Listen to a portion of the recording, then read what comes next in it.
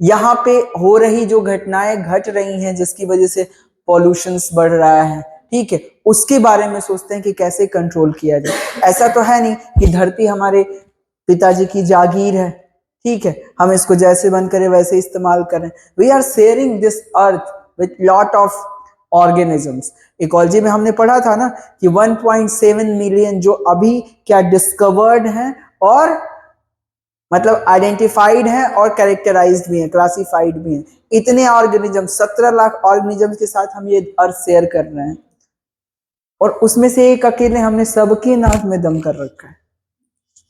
ये रियलिटी। अगर इंसान नहीं सुधरा ना तो वो दिन दूर नहीं। अच्छा देखो, आप लोग जब मार्केट वार्केट में जाते हो, त्योहार का समय रहे, मेट्रोपॉलिटन सिटीज में तो ऐसे ही देख लो, शाम को 5 बजे निकलो, 1.5 घंटे जाम में, 2 घंटे जाम में। यहाँ की बात कर रहा हूँ अभी। अगर बड़ी जाम वाम लग गई तो मुंबई में चले जाओ, दिल्ली में चले जाओ तो पूछो ही नहीं।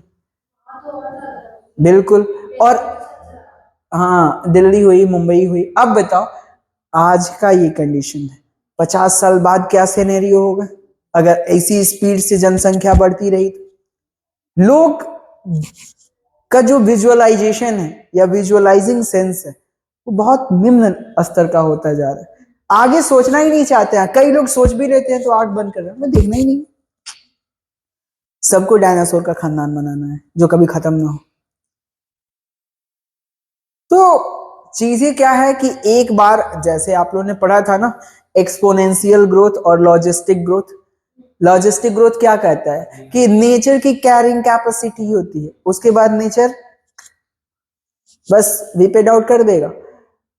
तो एक टाइम ऐसा आएगा, आखिर यहाँ पे फ्रिक्वेंटली देखो क्या कहते हैं, अर्थक्वेक, ठीक है, कहीं पे स्टॉर्म्स, या कहीं पे देखो सुनामीज जैसे बात क्यों आ रही है। रीजन यही है, नेचर के नाक में दम करके रखे हो तो क्या करेगा नेचर, उसकी जितनी क्षमता उतना ही तो कर पाएगा। आगे देखो, specially in the field of food production and health.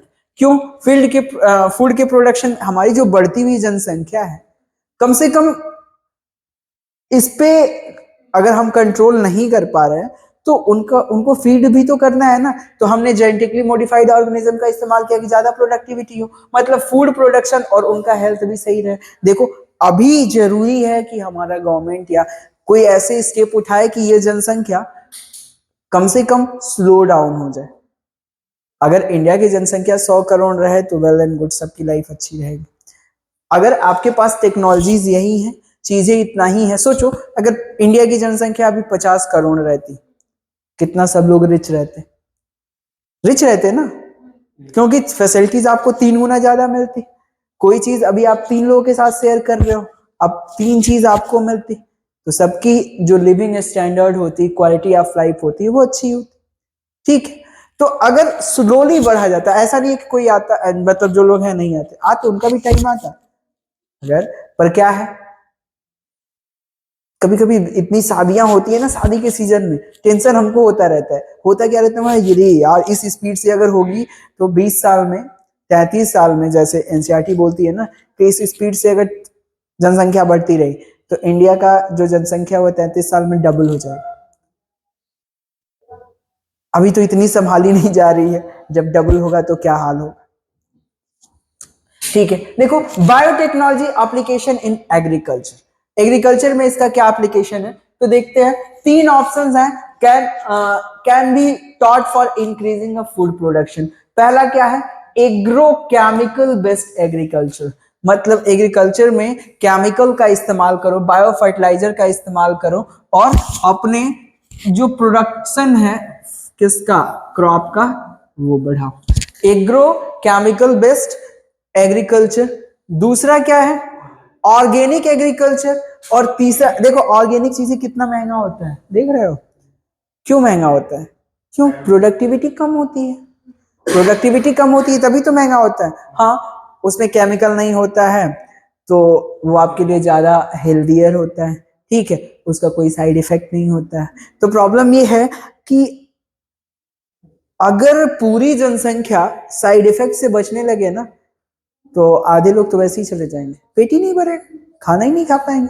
Organic farming इतनी एडवांस नहीं है, अगर एडवांस होती तो हमें क्या जरूरत था एग्रो बेस्ड केमिकल का इस्तेमाल करने का, ठीक है। तो ऑर्गेनिक एग्रीकल्चर, फिर क्या है genetically engineered crop based agriculture. ऐसा एग्रीकल्चर तीन है, पहला तो एग्रोकेमिकल, दूसरा ऑर्गेनिक और तीसरा जेनेटिकली इंजीनियर्ड क्रॉप। मतलब आप हाइब्रिड का इस्तेमाल करो जिसकी वजह से क्या हो कि प्रोडक्टिविटी बढ़े, मतलब हर साल किसान को नए बीज खरीदना पड़ेगा तो वो काफी महंगा भी पड़ जाएगा। अब देखो इंडिया में क्या, इंडिया में ग्रीन रेवोल्यूशन के जो फादर हैं वो कौन है, who is the father of Indian green revolution? MS Swaminathan. India में ग्रीन रेवोल्यूशन के लिए कौन है?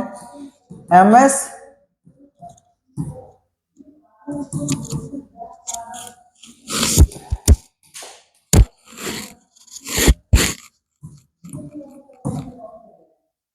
स्वामीनाथन। और वर्ल्ड में कौन है? वर्ल्ड में कौन है? तो Norman Borlaug. Swaminathan, yes WAMINATHAN, MS Swaminathan. और वर्ल्ड में कौन है? In world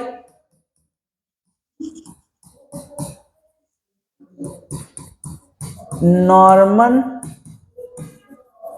Borlaug,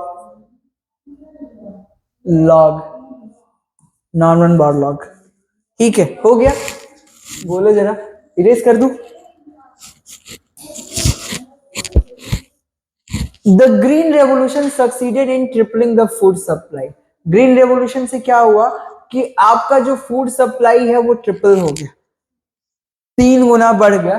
but it was not enough to feed the growing human population. लेकिन अभी भी इसकी इतनी क्षमता नहीं है कि आप इतनी तेजी से बढ़ती हुई पॉपुलेशन को क्या कर पाओ, फीड कर पाओ, ठीक है। Increasing yield have partly been due to the use of improved crop varieties। yield क्यों बढ़ा कि आपने improved crop varieties का इस्तेमाल किया, मतलब जैसे साबरमती सोनरा का इस्तेमाल किया, कई ऐसे डॉर्फ वेराइटीज का इस्तेमाल किया। जैसे क्या है कि एक चैप्टर था आप लोगों में, अभी तो हट गया है, एनहांसमेंट इन फूड प्रोडक्शन, ठीक है, strategies of enhancement in food production, उसमें था, ठीक है। कई हमने डॉर्फ ऐसे प्लांट का इस्तेमाल किया जो देखने में छोटे थे लेकिन प्रोडक्ट